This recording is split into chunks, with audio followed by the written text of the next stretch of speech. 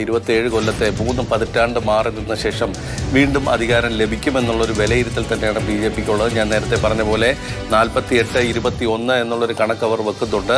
അത് ഒരുപക്ഷെ 55-60 ഇടയ്ക്ക് എത്തുമെന്നുള്ളൊരു വിലയിരുത്തലാണ് ബി ജെ പിക്കുള്ളത്.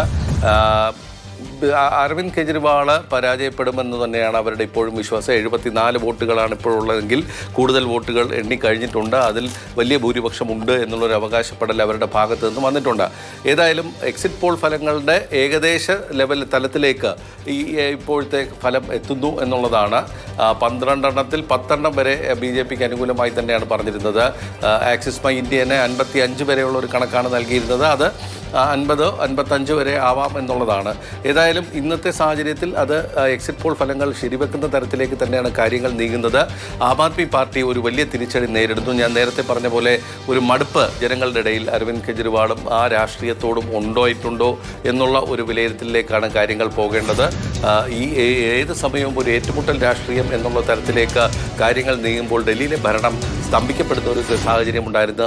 അതോടൊപ്പം തന്നെ മറ്റ് അഴിമതി ആരോപണങ്ങൾ വരുന്നു. ഒരു അഴിമതി വിരുദ്ധ മുഖത്തിൽ നിന്നും അഴിമതിയിലേക്ക് കൂപ്പുകുത്തുന്ന തരത്തിലേക്കുള്ള ഒരു രാഷ്ട്രീയത്തിലേക്ക് വരുന്നു അരവിന്ദ് കെജ്രിവാൾ. അദ്ദേഹത്തിൻ്റെ ജീവിതശൈലി മാറുന്നു.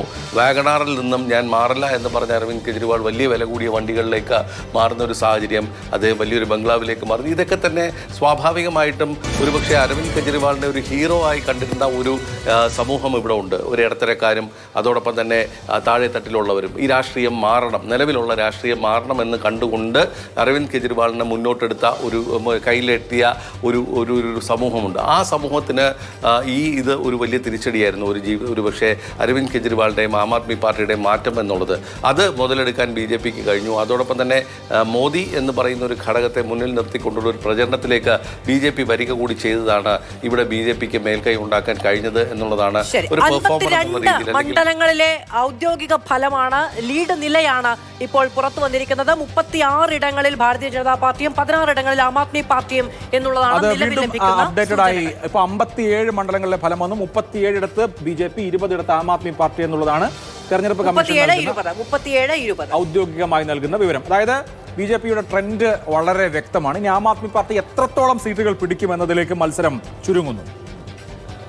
അതിൽ തന്നെ നേരത്തെ പറഞ്ഞതുപോലെ ഈ പറയുന്ന വോട്ട് വ്യത്യാസം 48 വോട്ട് മാത്രമാണ് രോഹിണിയിൽ ഒരു നിലവിലുള്ള ഒരു ലീഡ് നില പിടിക്കാൻ ആം ആദ്മി പാർട്ടിക്ക് കഴിഞ്ഞിരിക്കുന്നത് എന്നുള്ളത് പ്രധാനമാണ്. ചില മണ്ഡലങ്ങളിൽ പക്ഷേ കൃത്യമായി ഒരു നല്ല ലീഡ് നില എടുത്ത് പോകാനും കഴിയുന്നുണ്ട്. അതിലൊന്നാണ് ഗാന്ധിനഗറിൽ ഏതാണ്ട് 8000 വോട്ടുകൾ ആകെ ആം ആദ്മി പാർട്ടി സ്ഥാനാർത്ഥിക്ക് കിട്ടിയപ്പോൾ അതിൽ 6448 വോട്ടുകളുടെ ലീഡ് നില പിടിക്കാൻ കഴിഞ്ഞിട്ടുണ്ട്. ഇപ്പോൾ കൽക്കാജിയിലെ കാര്യമെടുത്താൽ കൽക്കാജിയിൽ ഒന്നാം റൗണ്ട് കഴിയുമ്പോൾ 1000-ൽ പരം വോട്ടുകൾക്കാണ് ആദിഷ് പിന്നിലുള്ളത്.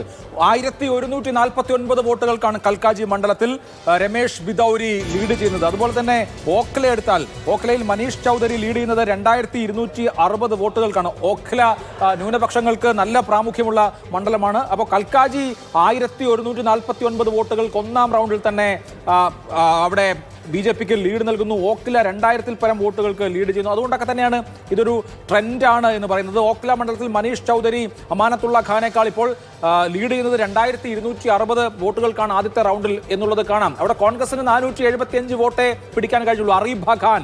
അപ്പോൾ അമാനത്തുള്ള ഖാനെ പരാജയപ്പെടുത്തുന്നതിൽ കോൺഗ്രസിന്റെ സ്ഥാനാർത്ഥിക്ക് വലിയ പങ്കൊന്നുമില്ല എന്നാണ് നമുക്ക് ആദ്യത്തെ സൂചനയിൽ നിന്ന് വ്യക്തമാവുന്നത്.